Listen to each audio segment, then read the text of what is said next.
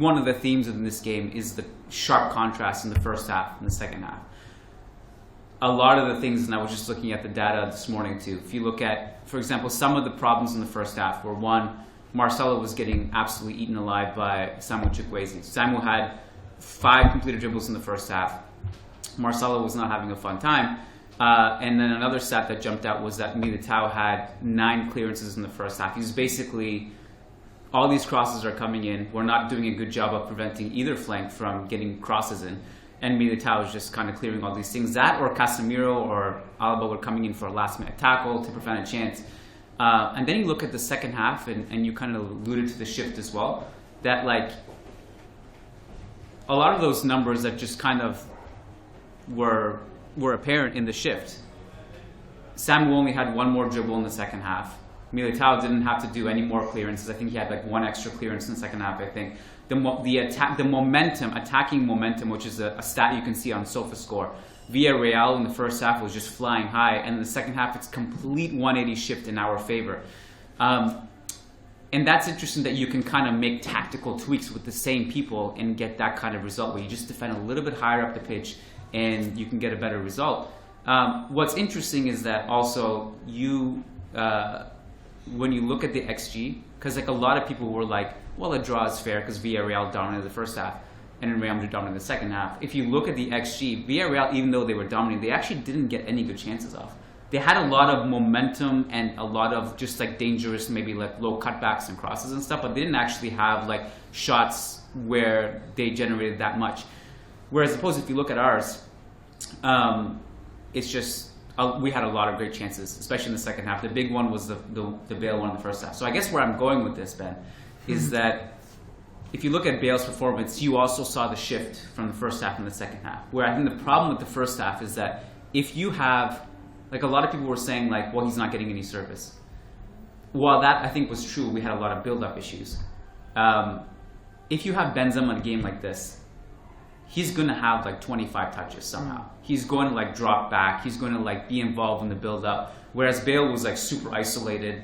And to be fair, Neely actually scored from that ball in the breakaway. He had a little bit of bad luck. Nice first touch. Ball kind of bounced off and went out for a goal kick. The shift in his performance from first half to second half. So like, where do you see Bale fitting into a system like this if he's going to play more relevant minutes in this season? Do you see him in that role? Do you see him on the wing? And what did you see in the first half and the second half that maybe kind of changed for him? First of all, I think it took him a while. Obviously, lack of sharpness. He hasn't played, I think it's 168 days since his previous start. That's a lot of games. Which is unbelievable, really. And yeah, very few touches in the first half. I think the tweaks, the tactical tweaks that you talk about definitely helped Real Madrid in the second half. I like Bale on the wing better. Obviously, back when he started his career at Tottenham, he was much more on the left. It was great for crossing, but on the right, when he can cut inside and get onto his left foot, and that almost created the winner. It was a good save by Rudy, and also hit the crossbar. That was very close. Probably Real Madrid's best chance, along with the Jovic one. And so that's probably where I see Bale. And you mentioned Benzema. It's difficult because you can't really compare them, can you? They're such different players. And I think obviously if Benzema's in the team, Bale improves, Vinicius improves, or Asensio improves. Any wide player who's in the team is going to improve with Benzema because he drops deep, he links up, he creates the spaces, drags defenders. So if you're playing Bale as a number 9, you get something a bit different. Can be good on the counter-attack, can be good. Obviously his aerial ability is very good, we know, but he's not going to do what Benzema does. So on that basis, I would have him as a right-sided forward. I think that's probably where he's best for Real Madrid. And who knows, maybe even against PSG, we'll see. The collective just sigh from the audience. Bale versus PSG. Well, look, it seems, knocking on wood, what else we got? Knocking on Chris, myself, Ben, that Benzema's going to make it to some capacity against PSG, although I don't know. To be quite honest with you, I didn't really check the news this morning, so if I'm wrong on that, I apologize. But We think he's going to be back. I mean, the big news also, that fact that Mendy should be back with PSG is also massive because, as we saw in the last game, if Samuel Chukwueze is really good player, no disrespect, but if Samuel Chukwueze all of a sudden turns into Kylian Mbappe or Lionel Messi versus Marcelo, it does not sound like a fun time either. So it is interesting also, like, I'm glad Ancelotti recognized certain things at halftime and made some adjustments and decided to defend higher up the pitch. I mean, part of the reason why Real Madrid were generating better opportunities in the second half was because a combination of just playing higher up the pitch, winning the ball higher up the pitch, pressing them into giveaways. Counter press was good. Bale also dropping deep and getting more involved. Like, to me, if you look at Bale's like kind of history, he's always been better if he's just more involved, because he's kind of the ones like, because if he's just kind of more isolated and waiting to get the ball on the fast break, he's disconnected in a sense. But like the best Bale to me is always the one who's like flying back for tackles and tracking. He's getting in the thick of things defensively. He's dropping to link up and pass it around. And you start to see in the second half, like the bar was pretty low with his involvement in the first half. But in the second half, like he actually was dropping deep. He was helping Asensio and Vinicius on those counterattacks. What other themes from the first half did you want to discuss? I mean, we kind of talked about Marcelo getting torched. I mean, Asensio and Fede also were quiet on the right side. They didn't provide much. Vinicius, in a lot of ways, as much as he was kind of stifled by Foyth, and stifled isn't the right word, but just like he was having trouble, partly because he was on his own in transition. He was not getting much help, and so they were being very physical with him. And this is right now what I think Vinicius has to deal with for a few years, in my opinion. This is going to be a lot of ways what Neymar had to deal with, where it's like you can't stop the dude. You're going to be super physical with him. You're going to try to get under his skin, and he's going to start having to embellish certain fouls to at least get a call. Because to me, I don't know, like when Albiol like looks, we're talking about the Albiol play right now. Remember the elbow. When he looks back at Vinicius running, you can like see it like 10 seconds before it happens. He's like looking back at him, and he's like, I'm just going to clock this guy. And he just waits and waits and waits. Vinicius gets there. It's not even like subtle. It's not even like, I'll just stand in your way. It's like, boom. I'm kind of surprised. Like, I don't really like talking about the referee, but that one kind of surprised me a little bit. But like, do you want, like, I don't know, what are the themes, I guess, do you want to hit on from the first half that we missed or that you found interesting? Well, the XG point actually was something that, I mean, the lack of chances even was something that certainly popped out to me. After Jose had us leading the XG, it was a stat that was like, it was one of our worst XG returns in a first half in like 4 or 5 years. It was like 0.73, but Villarreal had managed 0.59. Yeah, which I was stunned by, because you'd watch the game thinking it seemed more. Yeah, it seemed so much more. So I guess, no different than we can talk about how the game might have been different if Benzema was there. I suppose Villarreal could say the same if Gerard Moreno was there. With Vinicius, I actually thought the fouls were interesting, because obviously our sister site, I think it's Villarreal USA, we're getting very frustrated with his diving. Well, I mean, obviously he froze out. He was very much frozen out of the game, but that diving and winning the fouls was obviously, I think, especially in the second half as well, became quite effective in Madrid finding position higher up the pitch. I absolutely think it's something that he's not unused to physicality. I think anyone who's even watched one Segunda B match knows about that. No better example than Vinicius being bitten in the head by a Madrid B player a couple of years ago. So he's not unused to it. It is something he's going to have to just get used to. And I think, to his credit, he did begin to take advantage of that kind of the harshness of it, the harshness of Villarreal's tackles, I think. And especially with the referee, who seemed to be quite keen to let the game flow, he managed to start drawing out fouls, and Madrid got to move higher up the pitch as a result. But yeah, I mean, it's absolutely something that he's just going to have to work with, and I think he's well capable of doing that. Ben, any other themes you wanted to hit on that we missed in the first half? Not really, not from the first half. No, it was a really, really tough first half to watch. It was not fun. So I think overall, like when you reflect on how the game kind of transpired in the second half, you start to like wonder, should Real Madrid be playing as deep as they are, generally speaking. And I think the answer probably varies based on the opponent. The Villarreal game was, first of all, to me, like they played above where they've been playing this season. I mean, they had a really, really good game in all aspects in that first half. Maybe if Moreno was playing, they'd have the ball in the back of the net a little bit more, I'm not sure. But one of the things I noted was that, you know, it was hard to see, like, you didn't really notice, like, half the team on the field in the first half. You noticed Marcelo for bad reasons. You did not notice Bale. Asensio was, like, you noticed him sporadically, but it was just him giving the ball away. Fede Valverde, same thing. What you really noticed was Militao, Casemiro, and Alaba, and Courtois, who were just fantastic. So I thought Militao had a great game again. I mean, he's been good for so long now. Obviously, we've discussed at depth some of the mistakes he has made, which has led to goals. But I think for the large majority, like 95% of the time, at least, probably higher than that, he's been nearly foot perfect. There's occasions when he fouls and he goes up to the referee like, what did I do? You know, he go up to the referee like, what did I do? What did I do? You think Pepe. You just look at him and you think, that's Pepe. It's Pepe with hair. But yeah, I had the pleasure when I was in Madrid of watching Militao for like, I think those two games, the Inter and Madrid derby games, were real fun to watch him. I kind of saw the back of his jersey for about 90 minutes, about 45 of each half, and they were both very entertaining matches to watch. I think when you go to games like that, one player generally catches your eye, and it was Militao for me. And I think the turnaround's just incredible with him. It doesn't seem to be something that we can understate, just where his confidence in that was. I mean, even from day one, I have a recollection, didn't he faint or something in his first press conference or something like that?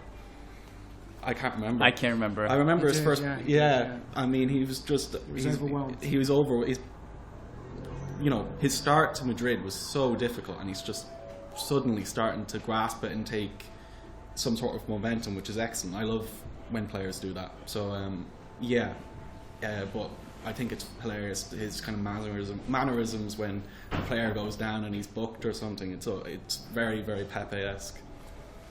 I love the comparison. I don't know if it's because they both played for Porto, and maybe there's some, naturally we just compare them because of that reason, but I think of Pepe a lot when I watch him play, just in terms of mannerisms. Like, he has probably a lower baseline for committing murder on the field, like in terms of just like his tenacity, and he's kind of growing into a leader, right? Like, obviously, as expected, when he first came into the team, he's not going to be that leader, especially when Ramos and Varane are here, but you can kind of see him taking that mantle now. I really like the synergy with him and Alaba too.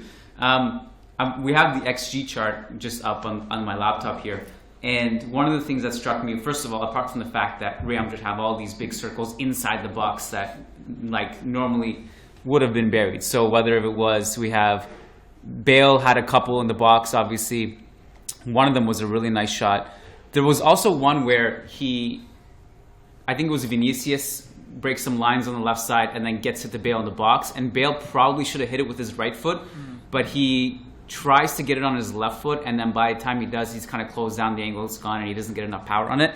Probably should have hit with the right foot. Then we had one Vinicius one, and then a Nacho one in the 91st minute, which was basically the rebound from the Jovic one. The reason I'm bringing this up is because the one that stands out is Jovic 91st minute, which was actually outside the box. And I don't know if I've seen a circle that high for a shot outside the box. It's at 0.31. So I want to do a quick poll from the audience here. So this is one, we were talking about this a little bit before we started recording. One of the interesting, I'd say maybe like, for lack of a better word, divisions in the fan base yesterday after the game was, I guess, the degree of criticism and the harshness of that Jovic miss. So I'm just curious. So here's two different opinions. One is Jovic should have scored that. It's embarrassing that he didn't. And we kind of have to give up on him now, because how many more times is he going to miss a chance? The other side of the coin was, and I'm sorry, I don't know why the mic is going in and out, but I'm trying my best. But the other side of the coin was, you know what? That was a really good shot. It was not an easy chance. It pretty much hit the underside of the bar. And 8 times out of 10 that probably goes in, and it was just a bad luck. So like, where are you guys on? So hands up for the bad luck crowd. Wow. Okay. So the other two, I'm assuming you a little bit more harsh criticism on him. Okay. So it's interesting. I'm curious to know what you guys think of that. So my personal feeling and this is one of the things I was excited to talk about today. Not just with Jovic, but also with Bale, because I think like we've been through, as Real Madrid fans, we've been through a lot of growing pains with a lot of players who missed a lot of chances in their career, and we were frustrated with them. Karim Benzema being one of them, for example, who had a lot of dry spells in his career, missing chances, fan base calling for his head.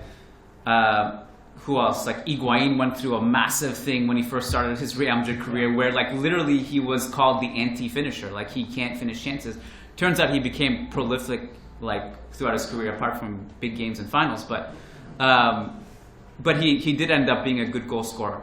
The Jovic thing is like, so to me, and this goes with Bale too, we know that these guys are talented and can score goals. We saw it with Jovic at Frankfurt. Here's, I guess, the issue I have with him, because a lot of people, and we see it because we see a lot of messages directed our way through either the podcast or social media. Like I had one that I saw coming through Patreon the other day was like, why didn't we sign Rafa Mir, for example, who is a really good striker for Sevilla? And I'm like, whether it's Rafa Mir or somebody else that's not on our team who's doing well elsewhere, that player is not going to be that at Real Madrid. If you put Jovic in Sevilla right now, starting every game, he's going to score 15 to 20 goals. I can almost guarantee it. The problem is, like, if Jovic has a game against Real Sociedad, which we were discussing before the podcast, where he scores, is he going to get like 10 games under his belt to continue that momentum, or is he going to go a couple months in between and have to start his momentum from scratch again? And I think that's part of the problem. So with Gareth Bale having 3 really good chances, 2 of them maybe had some bad luck. My question, I guess, to you guys is, does he score one of those chances if he's had 2 months of rhythm? I don't know the answer to that, but I'm at least giving the benefit of the doubt to players who don't have momentum and rhythm to at least, maybe put those chances away if they have some games under their belt. So I don't have the answers, and I don't really feel that strongly either way, but I do feel like rhythm and momentum matters a lot with these kinds of things. And if Jovic is playing more games, then maybe he goes and he scores that one. But with that specific chance, I think he hits it really well. I don't know, like, it's the goalkeeper's coming right at him. He's in a situation where he can either curl it around him, which is difficult to do from that angle, or loft it on top of him, around him, and dip it in time, which he goes for, and he does a pretty good job to confidently hit it, and I think it just hits the underside of the bar. So where do you stand on this, Chris, like in terms of whether it's bad luck, lack of momentum, rhythm, and do you think another striker would actually even make sense? Because who's going to come in and be Benzema's backup at this point and play like two games a year?